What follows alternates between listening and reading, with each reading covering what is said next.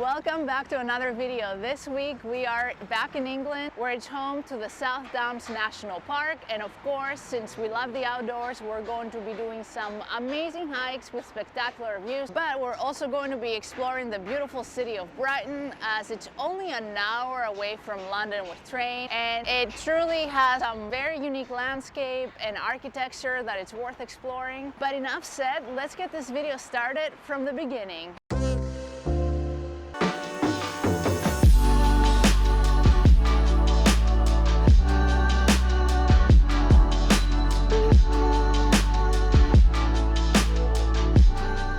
Alright, we're going to start this video by visiting the Seven Sisters, one of the best sightseeing attractions here in the south. You'll probably recognize them from some movies and TV shows, but they're pretty much the formation of white cliffs on the seafront. Alright, let's go see what the Seven Sisters is about.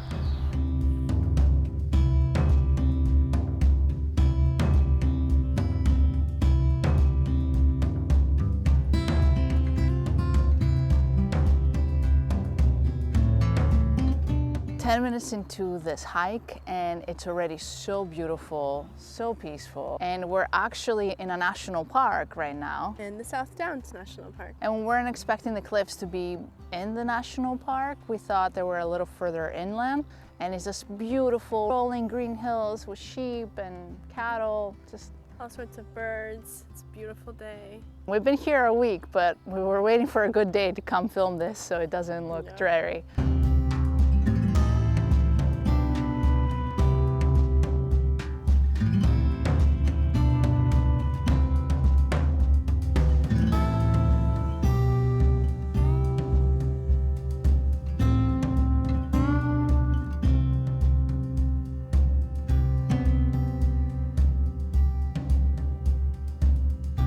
We think we're at the top, but we also think we messed up the paths, because we were supposed to be on that side because we're at the most beautiful point, but we can't see it.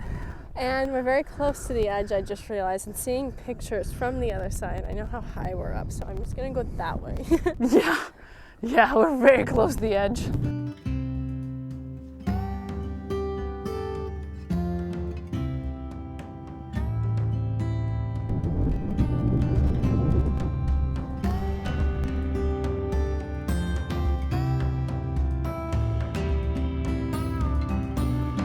Quite windy up here, so I do not recommend going close to the edge of the cliff. I tried to go get some shots and Olivia was getting a little dizzy. We found a really nice spot. It's actually like there's a few people, but there's not that many people, which is nice. It doesn't seem that touristy. You can tell the locals just come and run, take their dogs on a walk. You can still enjoy it when obviously there are people, but it doesn't feel like one of those places where there's so many people you can't like enjoy the nature. Yeah, you can sit. There's so much of the side of the cliff that you can just like lay and sit that you feel so far away from everyone and feels very private, so you still get the serenity versus like other places, for example like the cliffs of Moher that we've gone, because kind of reminds me of this, but obviously the cliffs of Moher were more dramatic. They were just so busy. You can't, like, especially if you go during touristy season, it just doesn't feel that serene. I agree, and I think if this was my backyard, I would probably come here all the time. It's so peaceful, and I think you feel closer to the sun and all just the open space. It's so nice. So we actually brought some food. We're gonna have some sandwiches that we bought from the grocery store, and just like sit in, lay down, take in the sun, the view, and the birds gliding like on the side of the cliff. But what I'm really curious about is, why is it called Seven Sisters? Like, it just doesn't make sense. No? Oh, I don't know. So it's actually had the name Seven Sisters for quite a long time, so no one officially knows where the name comes from. But legend has it that a long time ago, when the sailors and the boats would be coming in towards the coast, they would see these seven like peak cliffs just covered in like chalky white rock, and they thought it looked like seven nuns, so Seven Sisters. I was thinking like sisters as in like siblings, not like nuns. Yeah. Oh, cool. Makes now sense. it like makes me want to go out in the sea and look at it from there. What do you say we have some lunch? Yeah. Olivia got the piri chicken And I got the chicken bacon Caesar salad. Usually the grocery store sandwiches and wraps don't disappoint. They're really good for a good price. I think it was £3.50.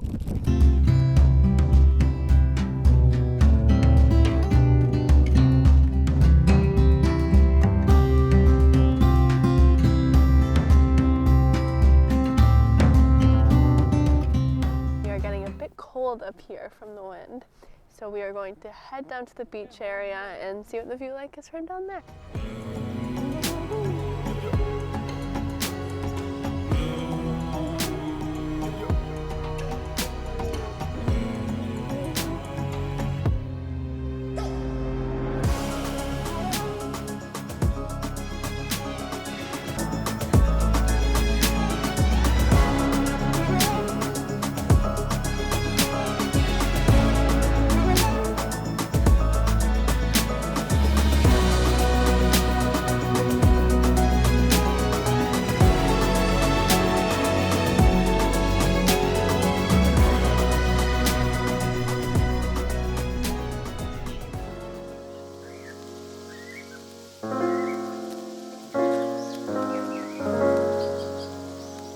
It is the next morning and we are in Brighton, walking along the promenade. It's beautiful. It's a really nice day with nice fresh sea air, good vibes.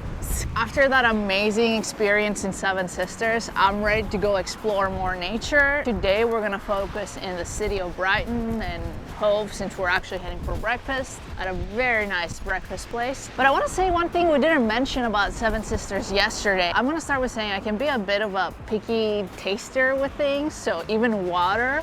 Every place we go, like I'm always like trying the water for the first time and I'm like, oh, this is bad, oh, this is really good. And the water here has been amazing. Not as good as Scotland.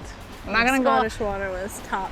The Scottish water was amazing. So we're talking about the tap water. And what we found out, the whole southeast coast of this region, the main component where it's built on is chalk, right? And that was the white that we saw on the rocks. It's kind of like what I was really obsessed with, the chalk. Like what's really cool about that, it acts as a filtration system for their water. So basically 1.2 million people that are in the southeast over here get their tap water from rainwater that makes its way through the soil down the chalk, and it actually gets filtered by the chalk.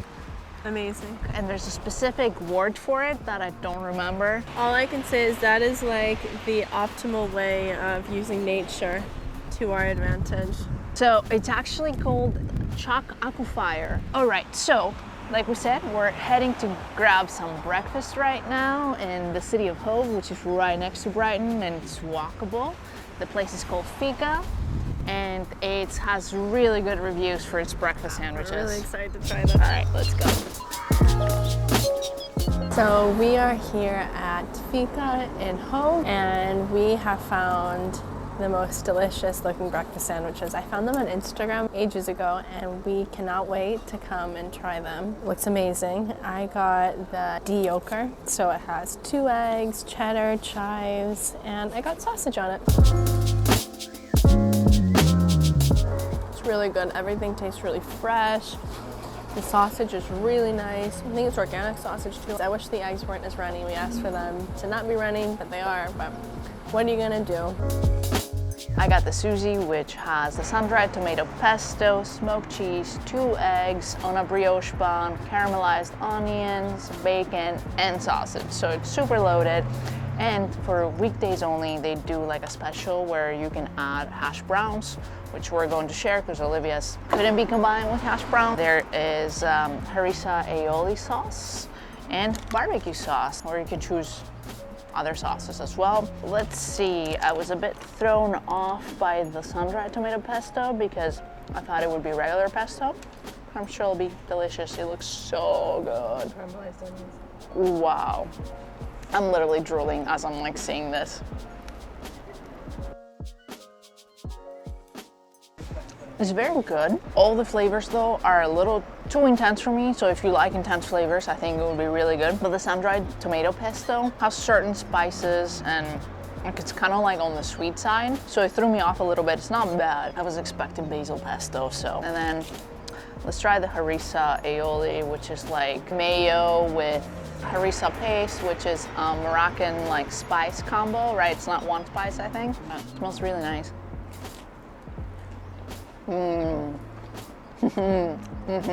Now the combo of these flavors, fantastic. The hash browns are really well done. They're nice and thick. The harissa aioli is very yummy. A little spicy, but good. The sausage is really nice. All right, we're gonna get eating, and we have a full day ahead of us to explore the city of Brighton.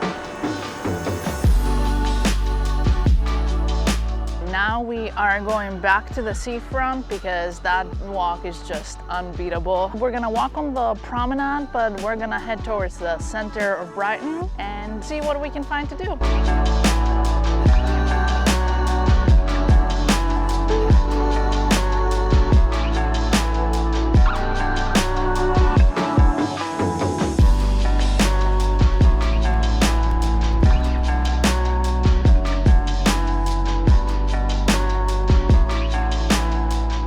So it's a very sunny day, and that just makes everything so much nicer in the city.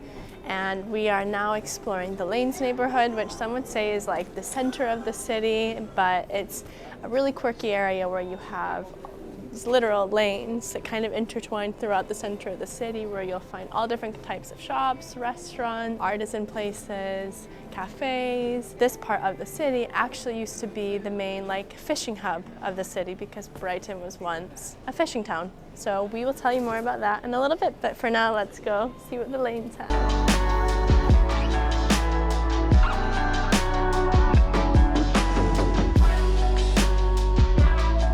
Well, I don't know about you, Olivia, but I'd love to hear about the history over some coffee.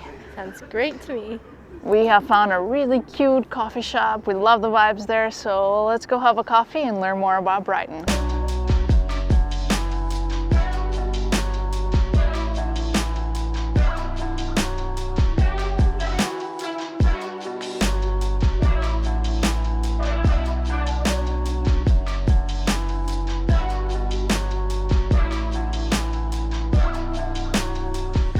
The coffee is so smooth and they make excellent coffee. So the workshop, come here if you're in Brighton. I promised you a little coffee time history lesson. So here we go. Well, now what Brighton is most known for is being like one of the happiest areas of the UK, and it's pretty much the unofficial gay capital of the UK, which it seems very much so its name. Everything is so open. No one bats an eye. Like if you see anything and everyone, and that way it's very welcoming. But if we want to learn more about the history of the city, so there's actually archaeological evidence for the area dating back to the Bronze Age and the Anglo-Saxon and Roman eras, which shows how far back this city goes. So where does the name Brighton actually come from? Well, there was a book in 1086 called the Domesday Book, which has evidence of a town called Brighthelmstone, which makes sense, Brighton, so that is apparently an ode to the modern name of the city. Wait, Brighton Stone? Brighthelmstone. Oh, so almost like bright stone, like the chalk is so bright when the sun hits it. Maybe that's... You could be right. I think she's onto something. That's why I chose her. And then there was quite a few periods where it was a fishing town, not a very welcoming area. People wouldn't really go. But then King George IV was particularly interested in the city, and he created his getaway from London, and that is the Brighton Pavilion. Which is a truly stunning place. I mean, wait till you see this thing. Which we will take you to right now.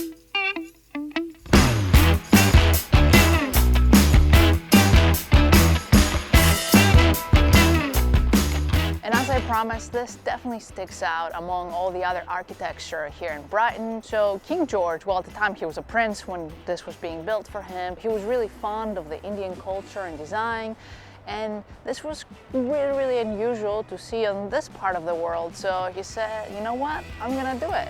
So he did it. You can actually purchase tickets to go inside. We're not gonna do that because they're quite pricey, but I hear It's incredible inside. It's really well kept. We're gonna pop some pictures here for you so you can see, I mean, super lavish. When we went into the pavilion shop, there was a replica of a dinner course menu, and it was a 39 course menu. He loved hosting people, having parties, and he loved eating. And actually he loved being in the city because the sea back then was considered quite therapeutic. I mean, it's pretty therapeutic, I'd say. And they say that he had gout from the unhealthy lifestyle that he had, maybe from the 39 course dinner and all the drinking, I don't know. Just a wild guess here. So this is really, really big. You actually have a dome further down where like he used to have horse races, and now I think it's being used for concerts. The history of the pavilion is quite interesting because when you see this massive area and building, you think, wow, so much money was spent to make this, and it's at such a prime spot in the city. After King George, it was passed down to King William and then Queen Victoria. But Queen Victoria was not very fond of the city of Brighton, so she actually ended up selling the palace to the city of Brighton for £53,000 back in the late 1800s, I believe. Crazy! Back then, £53,000 was probably like so much money. If you were to sell this right now, it'd be like 20 million pounds. So I think now we're just gonna walk around the gardens, take it in, because it's so nice and peaceful and the birds flying around. And then we're gonna make our way into the pier, which is another major attraction here in Brighton.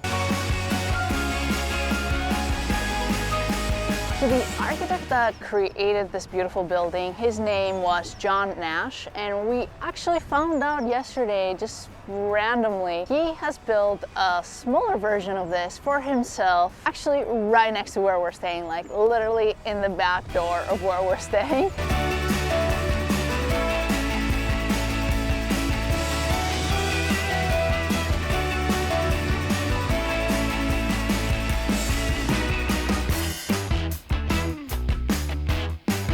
Now we are going to get some chips, fry, snack on them a bit, and share them with somebody, something else, you'll see.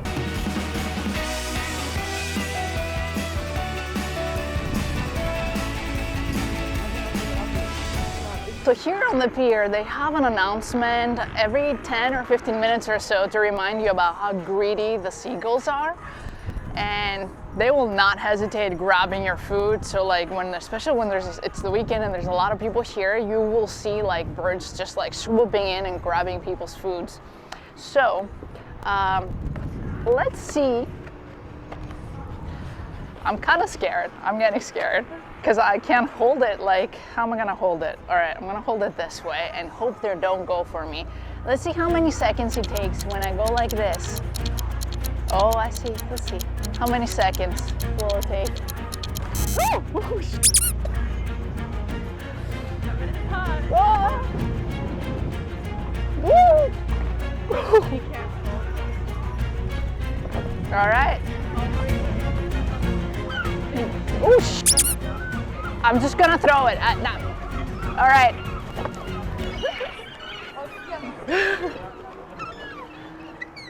You're like, I'm not doing this anymore? That was very scary. Whoa, I don't have any more. No more. Let me throw it away so that I'm not a target anymore. All right, now that we got our adrenaline going, let's go ahead and go further into the pier because it's a little more adrenaline rushing over there with all the games they have.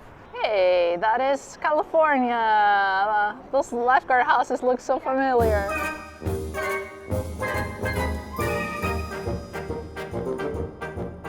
This is a bummer. I didn't think it was gonna be closed during the weekday, so it looks kind of sad, but it's actually so lively and so much fun when like it's open during the weekend. Yeah. What you got over there?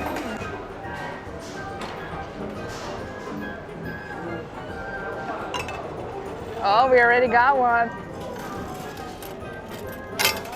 Ooh. All right, on to the next one.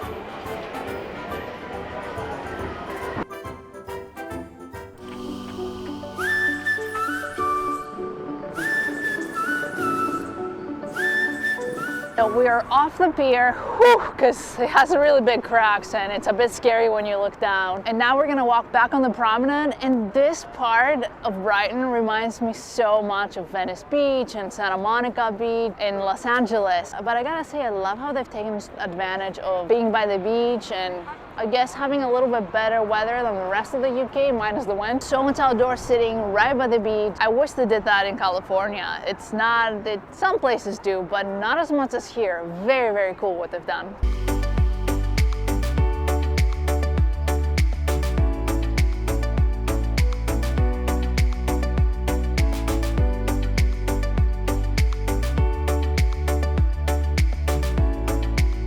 So the wind is kind of picking up in the seafront, so we are gonna head back into the home we're staying and take the doggy for a walk.